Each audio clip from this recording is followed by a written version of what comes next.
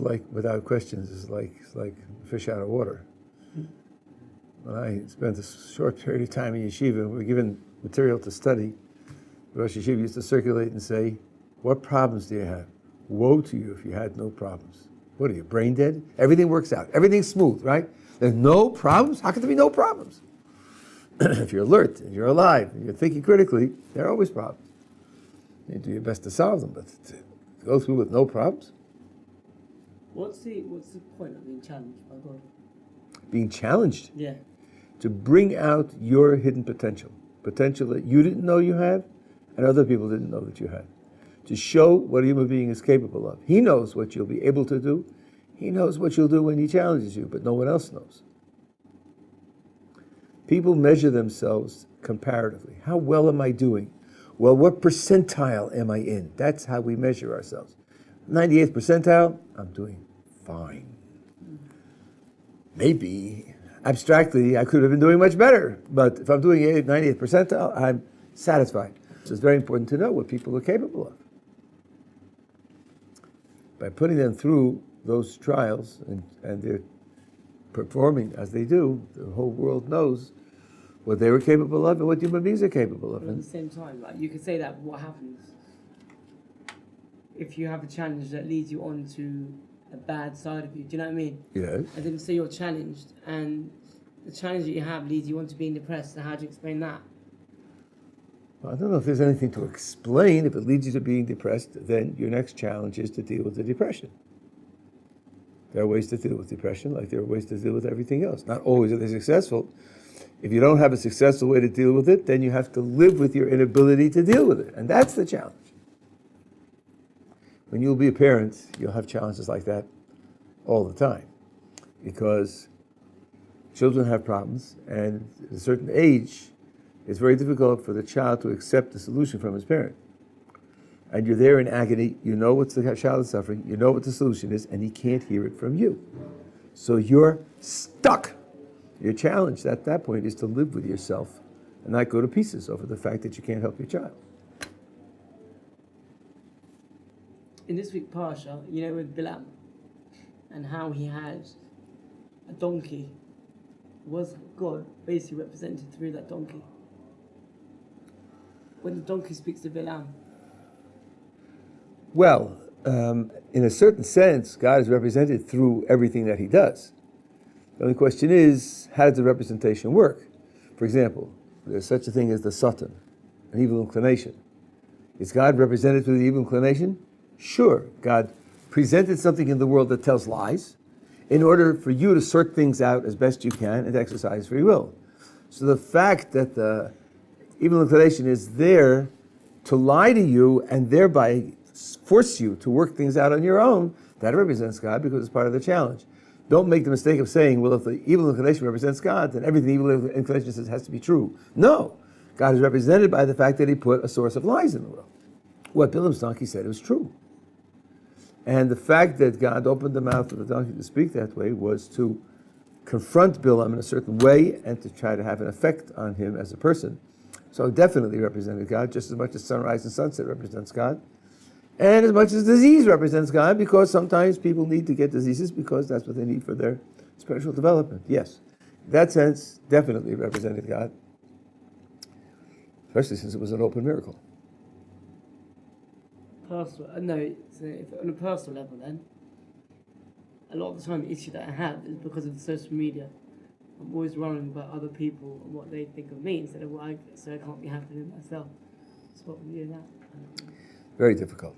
It's very difficult. As I said before, we do tend to judge ourselves comparatively.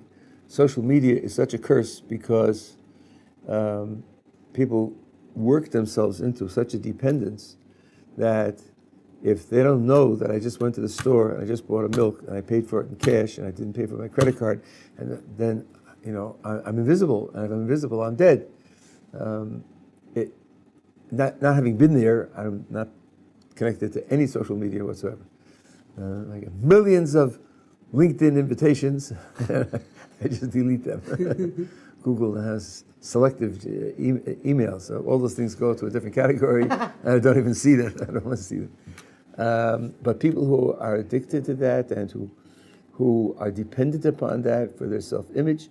You must know about the cases of people who were bullied to death because people ganged up on them and sending them terrible, insulting, destructive emails and tweets and SMSs and all the rest, that they couldn't live anymore and they committed suicide. When I was growing up, I was very early attracted to intellectual pursuits. And where I lived, in the schools that I went to, intellectuals were a very small minority. And there were all sorts of insulting titles that we were given. And at a certain point I said to myself, if somebody criticizes me, if somebody condemns me, if somebody makes fun of me, it all depends upon who he is. If he's an intelligent person with good experience, good judgment, and he condemns me, there may very well be something wrong with me. I have to take that seriously, and I have to do some soul searching and some investigation to see whether I need to improve. But if the person who's condemning me has no education, no particular intelligence, no experience, no grasp of the world, no sensitivity, then when he condemns me, it's like a dog barking. With the fact that you were walking and a dog barked at you, undermine your self-image, undermine your self-regard, your self-esteem, it's a dog barking. Why should I pay any attention to that? The person has no understanding, no intelligence, no sensitivity, no high ideals and values. Why should I worry about what he says about me? It's more a reflection on him than it is on me. I think you have to try to build up your immunity to that kind of critique and build up your immunity to that kind of dependency.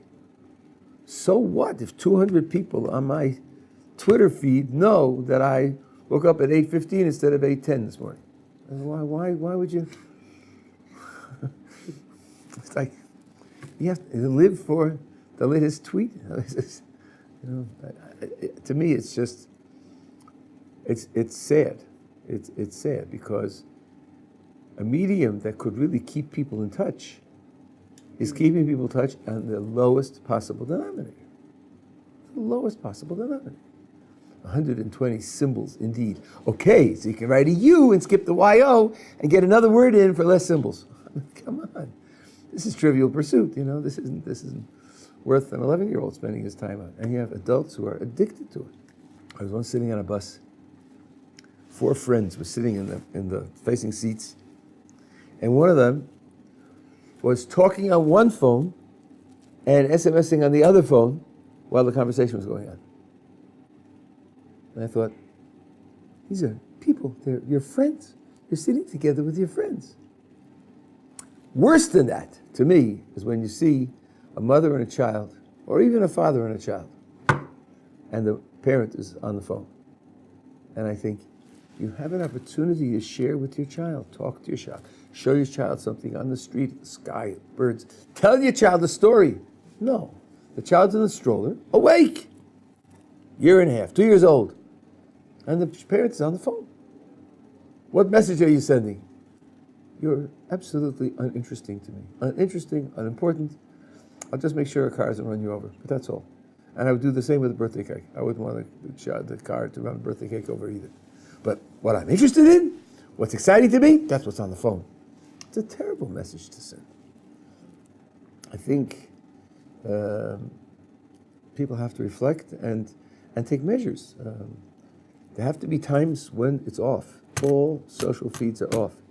When you can be yourself. Not only do people sit in lectures, and when the phone goes off, they got to run out to answer the phone.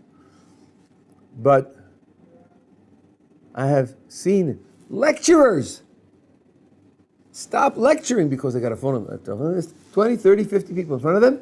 No, phone rang. I got to take my phone call. That's a sickness. It's a terrible sickness.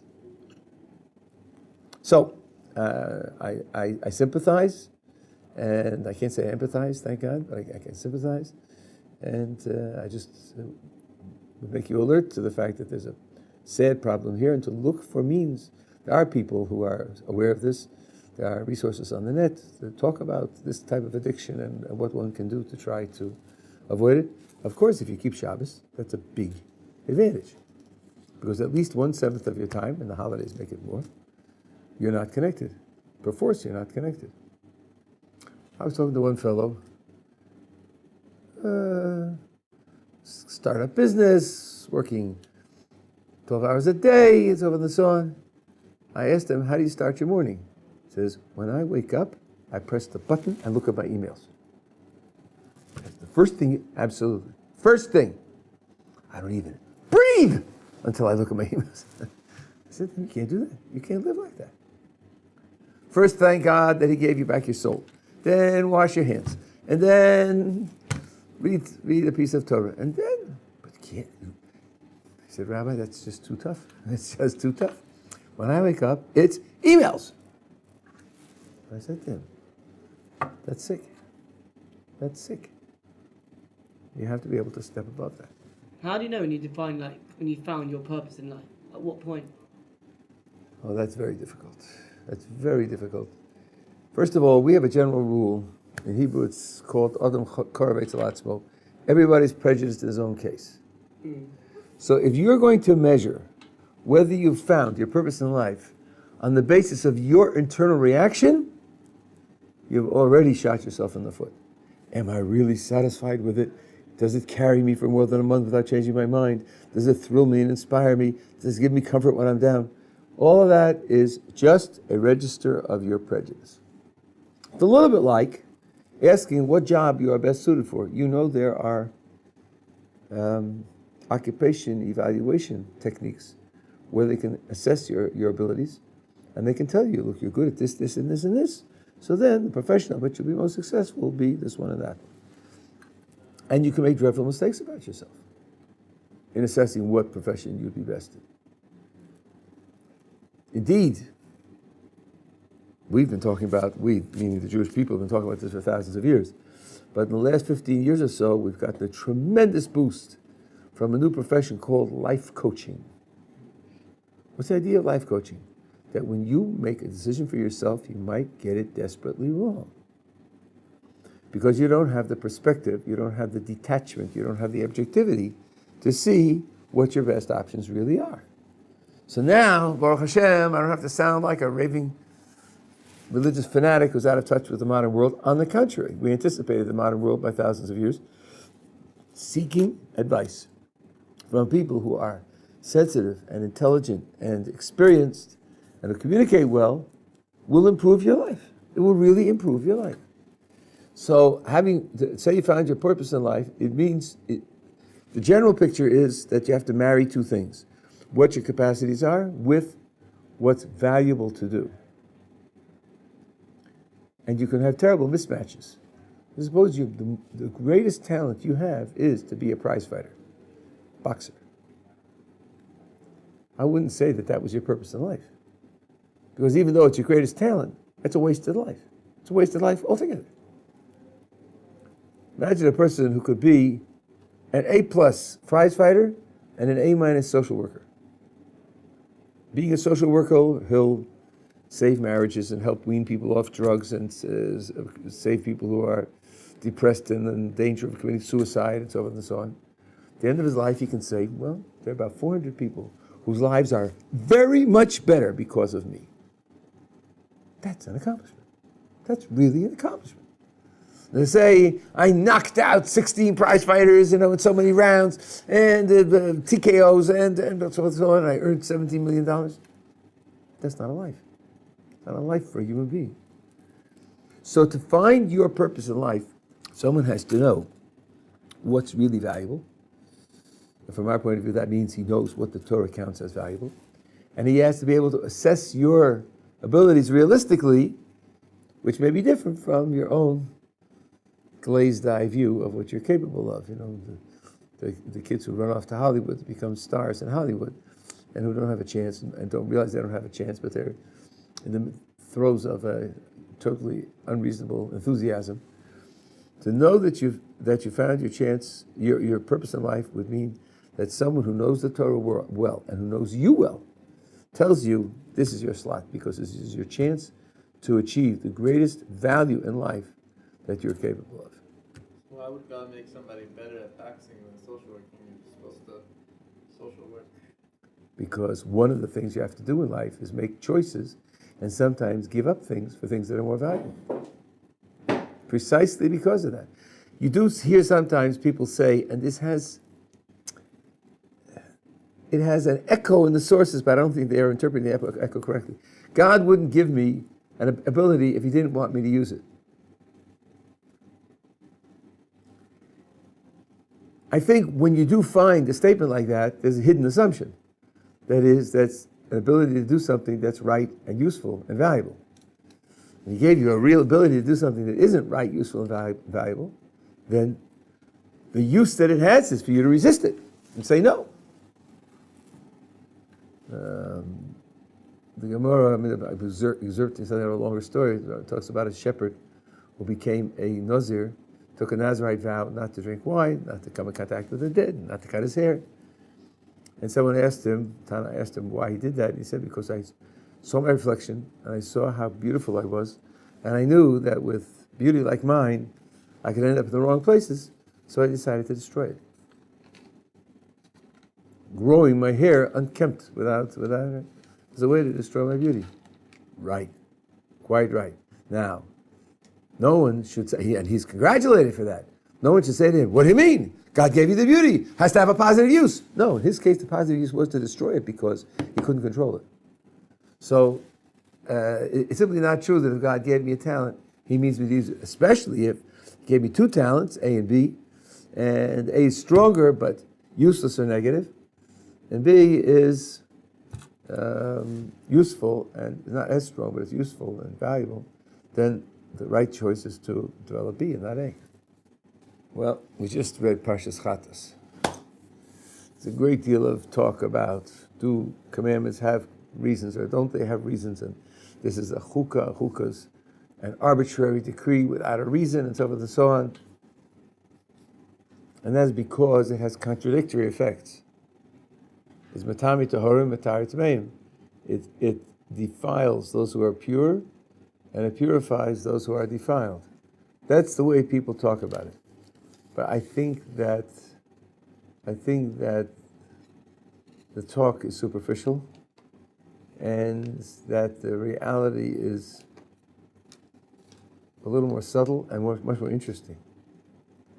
First of all, let's think.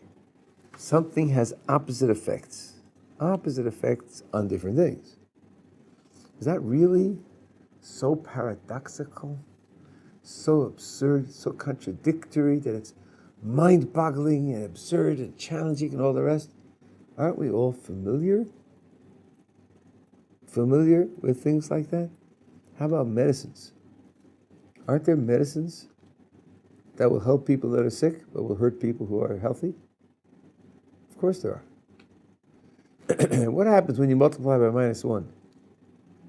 Multiply any number by -1, you change its sign. You change a positive into a negative into a positive. And what about heat? Suppose I have an object that's 50 degrees centigrade in temperature.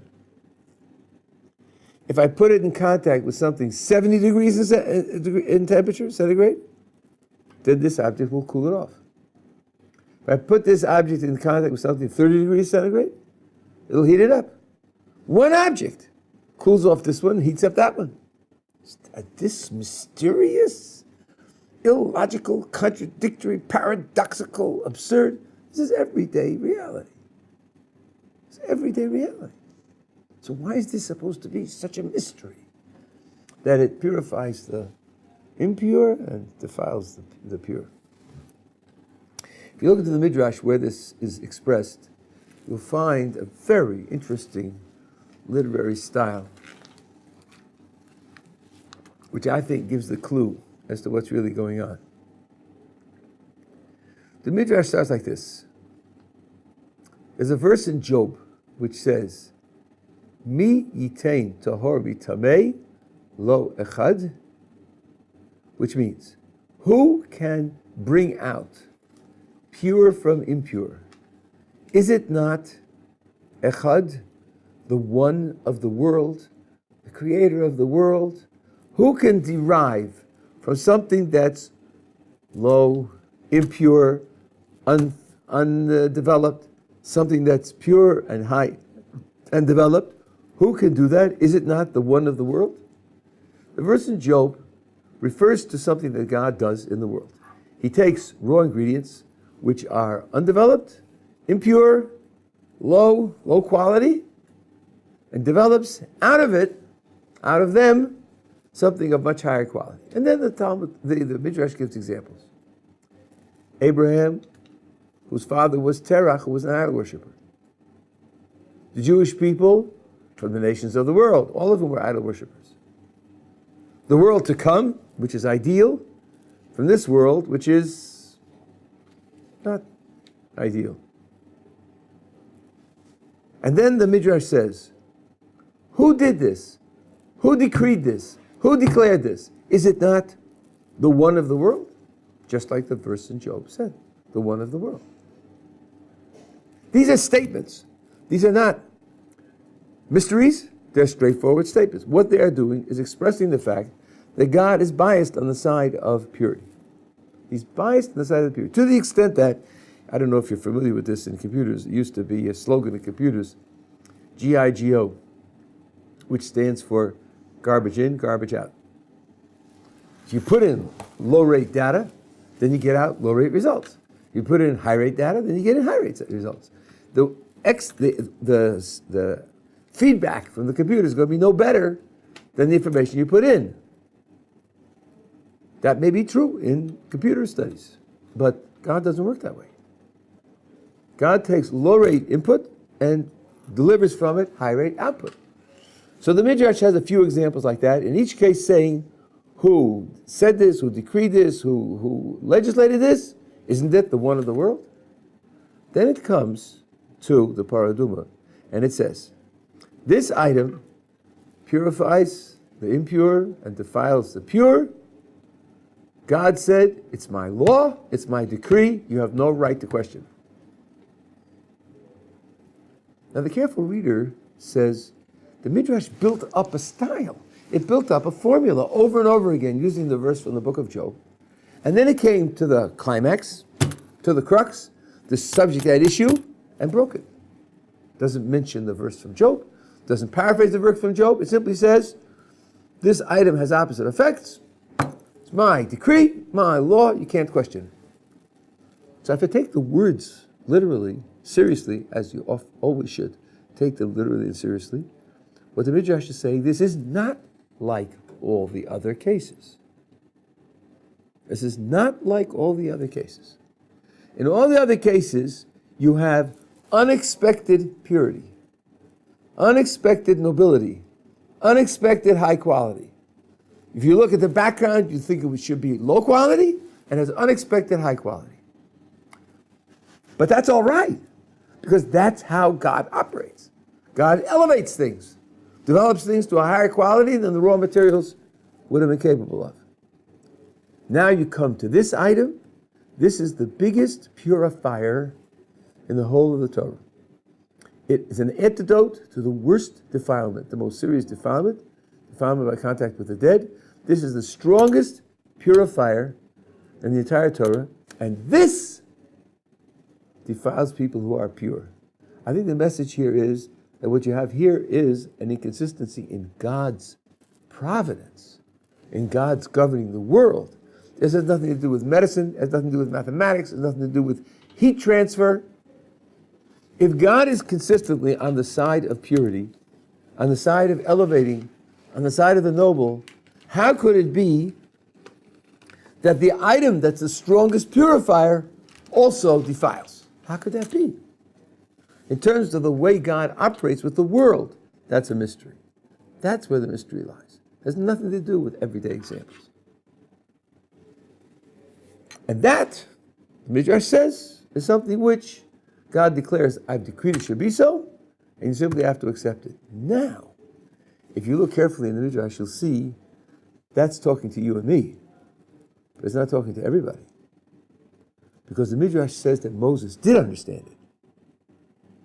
And it says that when the Messiah comes and the whole Jewish people will have high quality prophecy, we'll all understand it also. There is a reason for it. God doesn't do things without a purpose. There is a purpose to it. It's just that unaided human intellect, unaided human analysis isn't going to get it. It requires prophecy. Indeed, the Midrash quotes a verse from Solomon, King Solomon. I said Solomon, I said that I will be wise, and it is distant from me. This he said about the paraduma, this item that has this contradictory behavior. He said, I said I'll be wise, I'll analyze it, I'll figure it out, and the result of my efforts is that it is rechoka from many. It's very far from me. I did not succeed in figuring it out. That's because Solomon was using his intellect. Even his intellect to grasp Torah sources, even so. It's beyond the human being's ability to discover. But that's because he's only human. But God gave the reason to Moses, and he will give the reason to the Jewish people through prophecy, and therefore it is something which does have a reason. And when the Midrash says, it's my law, it's my decree, and you have no right to question it, that's in the meantime, because you haven't got the ability to solve it. It's foolish to waste your time questioning things that you can't solve. If you know for sure that you can't solve it, so then you just let it go and do more profitable things. But that doesn't mean it doesn't have a reason. It definitely does have a reason. I think this is somewhat different from the way it's usually taught. But I think the words of the Midrash are absolutely plain and clear. I've shared this idea with Talmidei Chachamim, with scholars, and they tend to agree with me that it's a reasonable way to understand it. And it definitely does not contradict the idea that commandments have reasons. On the contrary. Since Moses knew the reason and we will know the reason in the future, it definitely is a reason behind it, like everything else. Does Rabbi know of the emperor's new clothes? It's like a parable or something? Yeah. So how would he feel that would apply to like general religion, if people could act in a way that they don't really believe? So how would somebody be able to tell if? Not sure that's the right description. He's acting in the way he doesn't really believe. There are times when a person works himself into a position where he really does believe it. He just really does believe it by overlooking, turning a blind eye to facts that are in front of him that should have prevented him from believing it. There's something called infatuation. A person says he falls in love with someone. Everyone else can see that the other one doesn't care, not committed, will throw him over at the first opportunity. Only he can't see it. So you say, he's an intelligent person. What's the matter with him? Is he nuts? Answer is, yeah, he's partially nuts, right? Because the facts are all around him and he can't see them. He just can't see them. I would say there are people of certain political persuasions who cannot see what's going on in front of them. Certain political groups in this country who are hypnotized by a certain picture of humanity, and no matter how many disasters they observe, they never learn. They never update their understanding of things. So there is a great capacity for self-deception. I don't know if I would say that that's acting in ways you don't really believe. I would say it's causing yourself to believe something in spite of the facts. And that can happen. Now, how can you protect yourself against that? Well, one thing you could do is talk to people about why you're doing what you're doing and see if they at least treat you like these perverts and infatuated. Here are all these facts. You're just not paying attention to them. If people are saying that to you, you should think about it 2 or 3 times and think, wait a second, maybe something's wrong. And take it seriously. Of course, they may be dead wrong. What they think of as dead facts, might be like the evolution establishment that projects more and more false facts and so on and so on. But it might be worthwhile if you're intellectually strong to look at the debate back and forth and see how it goes. I've done it with maybe 40 or 50 cases, and although I'm not a biologist, I know how to read, I know how to think, and the stuff that the evolutionists put forward is really very inferior material. Very inferior material. So I didn't ignore it. I read the debate on both sides, and I have formed an opinion, and I'm prepared to discuss fact by fact exactly how it goes. So then I think I have good reason to believe I'm not just ignoring the facts. But like everything else in life, we are fallible. We could make a mistake. If you are really afraid of making a mistake and that paralyzes you, that's an illness. You have to do your best to get things right and then live your life. Otherwise, you're just paralyzed and you never do anything. You never buy a car, never vote in an election, never get married. That's not a reasonable position either.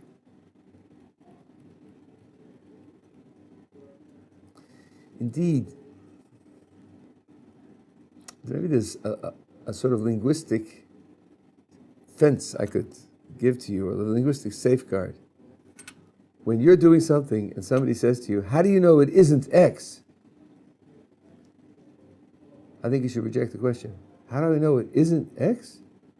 Do you have any positive reason for thinking that it is X?